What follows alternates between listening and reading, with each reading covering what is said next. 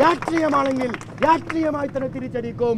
നന്ദത്തോടെ ആത്മാഭിമാനത്തോടെ നേർക്കുനേരെയാണെങ്കിൽ ബഹുമാനത്തോടെ പോലീസിനോട് SFI ഇടപെടും. അതുകൊണ്ട് ഞങ്ങൾക്ക് ഈ അടിയേറ്റു വാങ്ങിയത് കൊണ്ടൊന്നും കേരളത്തിലെ SFI സമരം അവസാനിക്കാൻ പോകുന്നില്ല. കൂടുതൽ ആവേശത്തോടെ കൂടുതൽ ഊർജത്തോടെ ഈ കേരളത്തിലെ വിദ്യാഭ്യാസ മേഖലയെ കാവ്യവൽക്കരിക്കാനുള്ള എല്ലാ പരിശ്രമങ്ങൾക്കുമെതിരെ ഞങ്ങൾ പോരാടും. ഇവിടുത്തെ മുഖ്യമന്ത്രിയെ പറ്റി സംസ്ഥാന സെക്രട്ടറി നിങ്ങളോട് പറഞ്ഞു. കേരളത്തിലെ മാധ്യമങ്ങൾ അറിയേണ്ട പ്രധാനപ്പെട്ടൊരു കാര്യമുണ്ട്.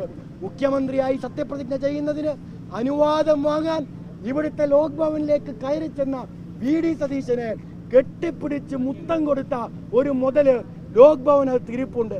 ആ മുത്തം കൊടുത്ത മുതലിന്റെ ചരിത്രം പരിശോധിക്കാൻ പോയാൽ നല്ല 1-ാം നമ്പർ കറകളഞ്ഞ RSSകാരനാണ് ആ മുതല് എന്ന് നിങ്ങൾക്ക് മനസ്സിലാവും. ജയന്ത് കാര്യം കൃത്യമായി എടുത്ത് VD സതീശനെ കാണിക്കണം.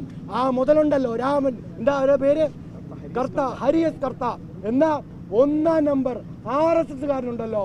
VD സതീശൻ വരുമ്പോ സ്വർഗലോകം കിട്ടിയതുപോലെയാണ് ഓടിച്ചെന്ന് കെട്ടിപ്പിടിച്ച് മുത്തം കൊടുക്കുന്നത്.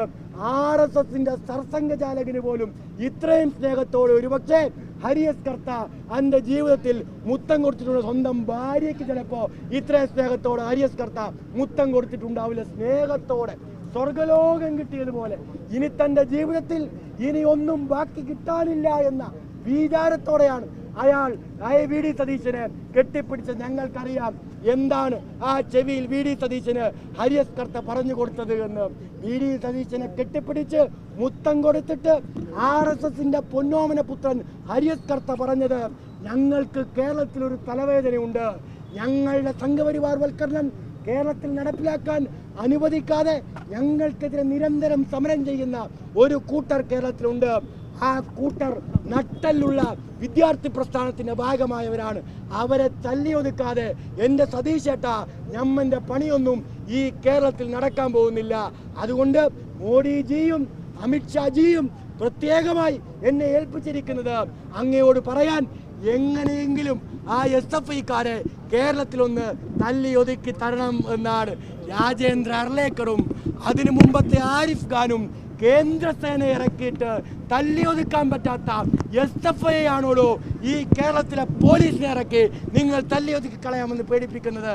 അതുകൊണ്ട് ഹരിയസ് കർത്ത ഞങ്ങളെ ഒതുക്കണമെന്ന് ഉപദേശിച്ചിട്ടുണ്ടെങ്കിൽ കണ്ണാടിയിൽ നോക്കി ഒന്ന് പൊട്ടിക്കരഞ്ഞിട്ട് അത് ഈ കേരളത്തിൽ നടപ്പിലാവാൻ പോകുന്നില്ലെന്ന് സ്വയം മനസ്സിലാക്കി വാലും ചുരുട്ടി തിരിച്ചോടുന്നതാണ് കേരളത്തിന്റെ മുഖ്യമന്ത്രിക്ക് നല്ലതെന്ന് ഓർമ്മപ്പെടുത്തിക്കൊണ്ട് ഞാൻ അവസാനിപ്പിക്കുന്നു.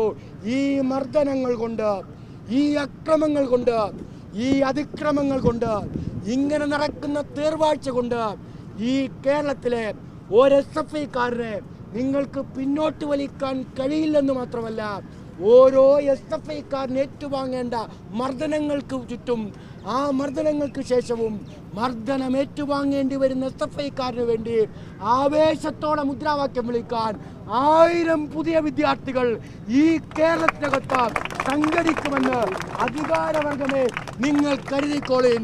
ഞങ്ങൾ മുന്നോട്ട് പോകും സഖാക്കളെ. നാം ഈ പോരാട്ടത്തിൽ മുന്നോട്ട്